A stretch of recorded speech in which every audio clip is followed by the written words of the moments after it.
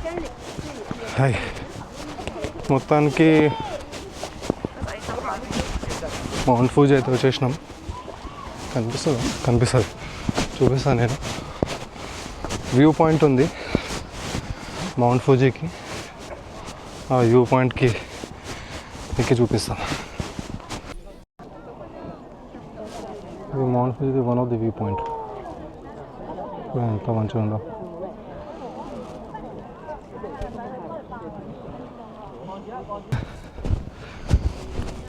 సింజుకులో one day కాదు 1 night ఉన్నా.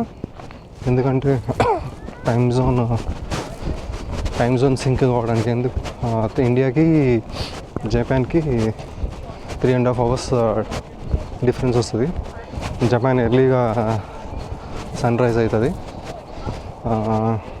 So ఆ ఫ్లైట్లో జర్నీ కూడా ఎట్లా ఉండే, కానీ ఎట్లా ట్రావెల్ చేస్తారేమో అంత లాంగ్ జర్నీస్, అది కూడా ఎకనామీలో కూర్చొని. అంత లాంగ్ జర్నీస్ అంటే చాలా కష్టం. 7.5 hours చాలా దూరం తిరిగిపోయింది. ఇప్పుడు నేను వచ్చిన సిటీ మౌంట్ ఫూజీ. ఇది సిటీ కాదు, బేసికల్గా జపాన్లో చిన్న టౌనే. కాకపోతే ఇందాక మీరు చూసిన మౌంటైన్ ఏదైతే ఉండేనో అది ఇంతకుముందు యాక్టివ్ వాల్కెనో అనమాట. సో అది కొన్ని hundreds of years అయిపోయింది వాల్కెనో. దాంట్లో నుంచి ఇరప్షన్ ఆపేసింది. సో ఇప్పుడు అది జస్ట్ చల్లగా ఐస్లో కూర్చున్నది అనమాట. దీన్ని బట్టి అర్థం చేసుకోవాల్సింది ఏంటంటే నేచర్ ఎంత వైల్డ్గా రియాక్ట్ చేసిన వన్ పాయింట్ ఆఫ్ టైంలో ఆ ఫూజీ లేక కూల్ అవ్వాల్సిందే. సో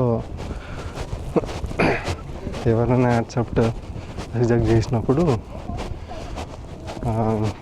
ఈ చెత్త రీజన్స్ వల్ల మైండ్ ఇట్. ఓకే, సో నేను సిటీలోకి వెళ్ళి చూపిస్తా. మౌంట్ ఫూజీ టౌన్లోకి వెళ్ళి చూపిస్తా టౌన్ ఎట్లా కనిపిస్తుందో. కానీ ఒకటి నేను అబ్జర్వ్ చేసింది ఏంటని అంటే, జపనీస్ అంతా మోస్ట్లీ ఇంట్రోవర్ట్. నీకు ఏదైనా హెల్ప్ కావాలన్నా, నువ్వు ఏదైనా అడగాలనుకున్నా నోరు తెరిచి వాళ్ళు హెల్ప్ చేయడం చాలా రేరు. అంటిల్ అన్లెస్ వాళ్ళంతటా వాళ్ళు నువ్వు సఫర్ అవుతున్నావు అంటే, నువ్వు బిగిల్ అవుతున్నావు అని అంటే అప్పుడు వాళ్ళు వచ్చి హెల్ప్ చేస్తారు తప్ప నార్మల్గా నువ్వు పోయి వాళ్ళని అడగలేవు, వాళ్ళు నీకు సపోర్టు చేయలేరు. చాలా ఇంట్రోవర్ట్ ఉంటారు వాళ్ళు. నేను ఇండియాలోనే అనుకున్నా ఏంటంటే మొబైల్ ఫోన్ అడిక్షన్ గట్టిగా ఉన్నదని, కానీ కాదు. జపాన్ అడల్ట్స్ ఫోన్ పట్టుకున్నారంటే అంతే, ఇంకా ఉండి ఇట్లనే ఉంటారు. నేను కొన్ని క్లిప్స్ పెడతా అప్కమింగ్ వీడియోస్లో, దాంట్లో మీకు కనిపిస్తుంది. ఫోన్ పట్టుకొని దాంట్లో చూస్తారు. మరి ఏం చూస్తారో సోషల్ నెట్వర్కింగ్ సైట్స్లో, మనకున్న సోషల్ నెట్వర్కింగ్ సైట్స్ వీళ్ళకి కూడా ఉంటాయో లేదో తెలియదు, కానీ అంతే. ఫోన్ మాట్లాడడం కూడా నేను చూడలే. మోస్ట్లీ మెసేజింగ్ యాప్స్లోనే కూర్చొని ఉంటారు. ఫోన్ పట్టుకుంటారు, కూర్చుంటారు, ఇక అంతే. ట్రైన్లో కూడా అంతే, ఒకళ్ళు మాట్లాడుకోరు. అడల్ట్స్ అయితే ఇంకా ఘోరంగా ఉన్నారు. మోస్ట్ ఆఫ్ ది పీపుల్ ఇక్కడ అందరు ఐఫోనే వాడతారు. అందరు ఐఫోనే. లేటెస్ట్ అని చెప్పేసి ఏం లేదు, కానీ అందరు ఐఫోనే వాడతారు. ఫోటోలు తీస్తారు పెడతారు. మళ్ళీ ఏ సైట్లో పెడతారో ఏమో తెలియదు, కానీ ఫోన్ అడిక్షన్ మాత్రం ఒక్కొక్కరి పిక్ స్టేజ్లో ఉన్నది. Transportation system next. సిటీలో తిరగడానికి ట్రాన్స్పోర్టేషన్ సిస్టమ్ లేదు. మన హైదరాబాద్లో ఎట్లాగైతే బస్ ఫెసిలిటీ ఉంటుందో ఒక ఏరియా నుంచి ఇంకో ఏరియా పోవడానికి, ఇక్కడైతే ఎక్కువగా అనిపించలేదు నాకు. So they are very rare basically. So whenever you are coming to Japan and expecting that you will get a buses nearby to travel point A to point B, don't keep the expectations. It won't happen. So నేనైతే walk చేస్తున్నా మొత్తం. ఇప్పటికీ ఈరోజు నాకు తెలిసి ఒక 5 kilometers వరకు walk చేసి ఉండొచ్చు. నేను ఆల్రెడీ ప్రిపేర్ అయ్యి వచ్చిన. ఏంటంటే చలో ఇంకా మనకైతే ఏం లేదు. నేనైతే ప్రిపేర్ అయ్యి వచ్చిన, అంటే ఏం లేదు ఇక ఆప్షన్, మనమైతే వాక్ చేయడమే అని చెప్పేసి దాని బేసిస్ మీదనే షూస్ ఇంకా లైట్ వెయిట్ లగేజ్ కచరా లేకుండా ఎక్కువ ఫ్యాన్సీ లేకుండా వచ్చినాం. కోల్డ్ మాత్రం బీభత్సంగా ఉన్నది, హ్యాండ్ ఫ్రీజ్ అయిపోయింది. ఇగో నేను షింజుకులా హోటల్ చెకింగ్ చేసినప్పుడు అప్పుడే అనుకున్నా దీనమ్మ ఏదైనా కానీ ఒక జాకెట్ కొనాలని.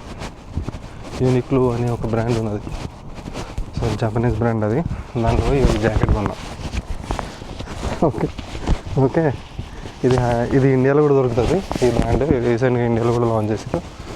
ఇండియాలో ఈ జాకెట్ కాస్ట్ 5,000 రూపీస్, కానీ ఇక్కడ నాకు విజిటర్స్కి ట్రావెలర్స్కి 10% డిస్కౌంట్ వస్తుంది. పాస్పోర్ట్ పెట్టాలి, వాళ్ళు వీసా అవన్నీ వెరిఫై చేసి నీకు ఇది ఇస్తారన్నమాట, 10% డిస్కౌంట్ ఇస్తారు. ఓకే, కొన్నానేది ఇది అప్ టు 10 డిగ్రీ వరకు సపోర్ట్ చేస్తుందని అన్నారు, కానీ సలి కట్టింగ్స్ గజ వణికింగ్స్ అయిపోయింది నా పరిస్థితి. ఇప్పుడు ఏం చేయలేము, ఇంకో స్వెటర్ కూడా కొనలేము, సర్కమ్స్టెన్సెస్ అట్లా ఉన్నాయి. ఎందుకంటే బడ్జెట్ కన్స్టెంట్ మీద వచ్చినప్పుడు బడ్జెట్ సపోర్ట్ చేస్తలేదు ఇంకో జాకెట్ కొనడానికి. బట్ స్టిల్ చూస్తా. ఇప్పుడు నేను రేపు కాదు, నా నెక్స్ట్ డెస్టినేషన్ వచ్చేసి ఒసాకా, క్యోటో. సో ఇప్పుడు అక్కడ సివియర్ ఉన్నది, ఇంకా